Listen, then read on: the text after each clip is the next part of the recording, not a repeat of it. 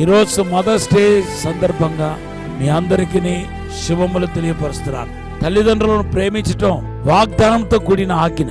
ఈ ఒక్క ఆజ్ఞను పాటించడం ద్వారా మనకు దీర్ఘాయుష్ కలుగుతాయని ఎఫెసీ పత్రిక 6:1-2 మనం చూస్తున్నాం. ఒక వ్యక్తి తన తల్లిని తన చూసుకోలేక ఒక ఓల్డేజ్ హోమ్ లో చేర్చాడంట. అక్కడికి వెళ్ళిన తర్వాత ఆ తల్లికి తట్టుకోలేని వేదన, బాధ ఆవరించింది.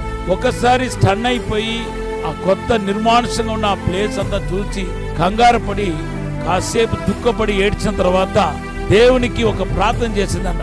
ప్రభా, నా కొడుకు ఇక్కడికి రాకూడదు, ఎవరైతే ఈ ఓల్డేజ్ హోమ్లో చేర్చాడో అక్కడికి వీడు ఏనాడు రాకూడదు, అలా సహాయం చేయండి ప్రభా అని చెప్పి ఆ తల్లి ప్రార్థన చేసింది.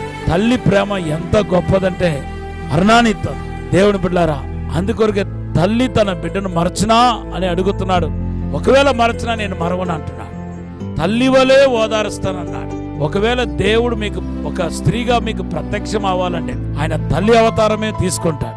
అందుకొరకే తల్లి వలే ఓదారుస్తానంటున్నాడు. ఈరోజు మీలో ఎవరైనా తల్లిలు ఉంటే ఖచ్చితంగా మీకు ఆరోగ్యము, ఆయుష్ కలగాలని ప్రార్థన చేస్తున్నాను. దేవుడు మిమ్మల్ని ఇంకా ఉన్నతంగా ఆశీర్వదించి మీ తరాన్ని ఒక పరిశుద్ధమైన తరముగా దేవుడు చేయాలని కూడా ప్రార్థన చేస్తున్నాను. దేవుడి మాటను దీవించుగాక.